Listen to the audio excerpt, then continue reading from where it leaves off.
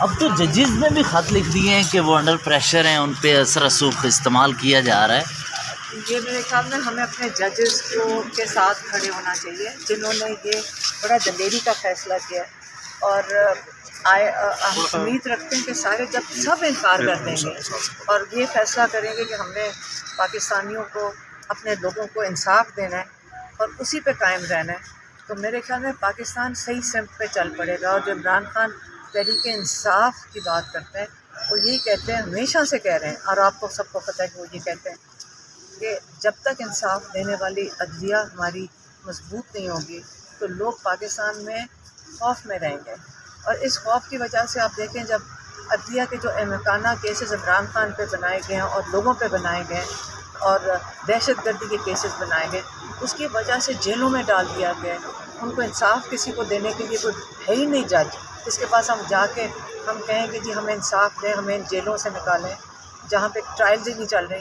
تو اگر ایک دفعہ ججز کھڑے ہو کے ہمیں پاکستانیوں کو انصاف دینا شروع کرتے ہیں، یقین کریں ساری دنیا سے لوگ واپس آنا شروع ہو جائیں گے. جو پاکستانی 20 لاکھ پچھلے 2 سال میں چھوڑ کے گئے تو یہ یہاں کی یہ معیشت کی وجہ سے نہیں چھوڑ کے گئے، ان کو اس خوف سے گئے کہ یہاں پہ انصاف نہیں مل رہا اور اگر ہمیں کوئی مشکل میں آئیں گے تو ہمیں انصاف نہیں ملے گا.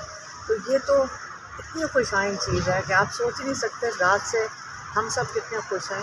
اور یہ بھی ہے امید رکھتے ہیں کہ جسٹس عامر فاروق، ہم امید رکھتے ہیں کہ وہ اپنے ججز سے سیکھیں اور حوصلہ لیں اور یہ جو احمقانہ کیسز سن رہے ہیں جن کی کنوکشن اوور ٹرن کرنی چاہیے، جس میں ججز خود کہہ رہے ہیں کہ یہ احمقانہ کیس ہے. آپ سنیں کورٹ میں آ کے وہ ججز خود ان کو سمجھ نہیں آ رہی کہ یہ کیس کو چلائیں کیسے آگے. تو جو بھی خلائی مخلوق ان کو پریشر ڈال رہی ہے آپ اس کو چھوڑیں اور صرف یہ سوچیں کہ اپنی بھی عزت رکھیں، پاکستانیوں کو انصاف دینے کے اوپر قائم ہو جائیں اور ساری پاکستانی قوم ان کے ساتھ کھڑی ہوئے. اچھا، آپ کے بھائی کے حوالے سے انہوں نے خط میں لکھا ہے کہ ان کے سیاسی کیسز جو ہیں اس کی وجہ سے اثر انداز ہوتے رہے ہیں، تو کیا لگتا ہے ریلیف مل سکتا ہے اب یہ چیزیں جب واضح ہو گئی ہیں تو؟ دیکھیں یہ اللہ کا کرنا ہے. جب اتنا پریشر ہے، پورا قوم اتنی پریشر میں رہی ہے، یہ بھی اللہ نے پاکستان کے اوپر میرے خیال میں ہم سب پاکستانیوں کی دعاؤں کی وجہ سے لوگوں نے اتنی دعائیں اور توبہ کی ہے کہ ہم سب سے غلطیاں ہوئی، ہم اللہ تعالیٰ ہمیں معاف کرے. کیا پتہ اسی کی وجہ سے اللہ تعالیٰ لوگوں کے دلوں میں یہ چیزیں ڈال رہے ہیں کہ آپ کھڑے ہو جاؤ اپنی قوم کے لیے.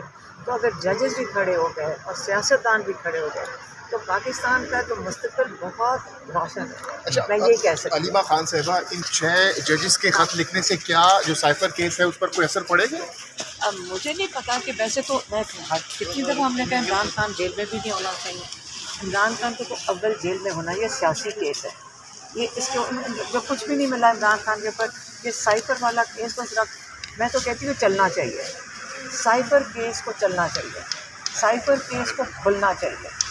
سائفر کیس اگر کھلتے ہیں نا تو یہ بہت پاکستان کے لیے بڑا ضروری ہے کہ ایک دفعہ آپ دیکھ لیں کہ باہر سے جب اس قسم کا پیغام آتا ہے ایک سرکاری افسر سے جس کو آپ نے سب نے دیکھا ہے کہ وہ اپنے جو الیکٹڈ نمائندے ہیں امریکہ میں کانگریس مین، ان کے سامنے جس کو جواب دینا پڑ رہا ہے، وہ بندہ یہاں ایک فون کال کرتا ہے اور اس کے نتیجے میں ہم اپنی حکومتیں گرا دیتے ہیں. اور اس کو بچانے کے لیے آپ اس لیے اس کی نوکری بچانے کے لیے اس وقت عمران خان جو ایک ایکس پرائم منسٹر اور ایکس فارن منسٹر کو جیل میں ڈال دیتے ہیں.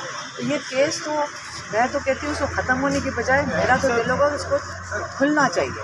یہ سائفر کا کاغذ کھولیں. جو ججز نے بھی اس دن پوچھا یہ کیا چیز ہے جس کے اوپر کیس چل رہا ہے، کیونکہ نہ پروسیکیوشن نے وہ سائفر کا کاغذ دیکھا ہے، نہ ڈیفینس نے دیکھا ہے، نہ ججز نے دیکھا ہے. تو یہ تو اتنا تو کیس وہ پوچھ رہے ہیں ججز کیسے بنے. تو یہ میرا خیال ہے سائفر کا کاغذ آج کھل جانا چاہیے. تو کیا عمران خان کے نالج میں یہ بات لائی گئی ہے ان 6 ججز کے خط لکھنے کے حوالے سے؟ نہیں، ہمیں یہ نہیں پتا کیونکہ وہ تو جیل میں کل رات میں گیا ہے. اوکے، کیا پتہ تھینک یو.